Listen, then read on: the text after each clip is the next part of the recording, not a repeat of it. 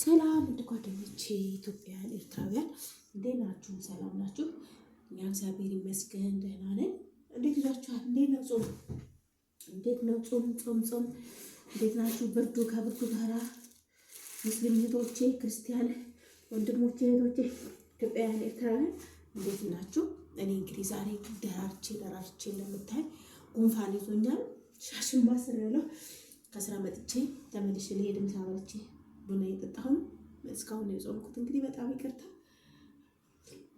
ሌላ አንድ ነገር ልናገር ነው። እቺን አጭር ቪዲዮ እንሰራላችሁ።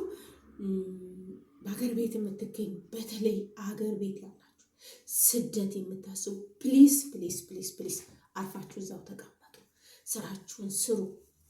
ምንም ነገር ስደት አትመኙ እባካችሁ። እንግዲህ እንደምታዩት በጀርመን ባለፈው 29 ወደ ኢትዮጵያ ተመልሰዋል። አሁን ደግሞ በጣም አዲሱ የወጣው ህግ ሊንኩን እዚህ ላይ ያስቀምጥላችኋለሁ። አዲሱ ስለወጣው ህግ የሚያተተውን በጣም አስቸጋሪ ጊዜ ነው። በጣም አጠናክሮ በግዴታ መመለስ ነው። ፕሊዝ ስደት አትመኑ። በቃ አገራችሁ ላይ ስሩ። እዚህ መተን እንደምንሰራ አገራችን ላይ ብንሰራ አገራችንን ምን ያህል በቀየርን። እውነቴን ነው የምላችሁ። እኔ ኢትዮጵያን ሆኜ ማለት ነው ኢትዮጵያን ሆኜ አስተምራለሁ፣ የማታ አማራለሁኝ፣ 6 ልጆች አስተምራለሁ። ኢትዮጵያን ሆኜ ቀን አስተምራለሁ፣ 6 ልጆች ነው የማስተምረው በፕላኔ። ከዛ ማታ ደግሞ ሌላ ዲግሪ እማራለሁ።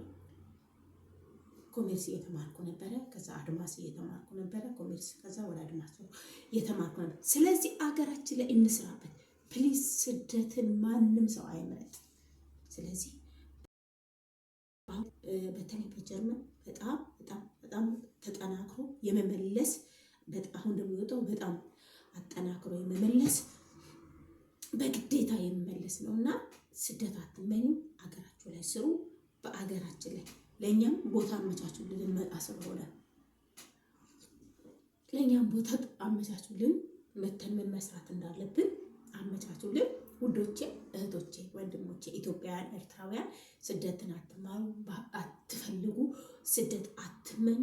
አገራችሁ ላይ ስሩ፣ አገራችሁን አሳድጉ።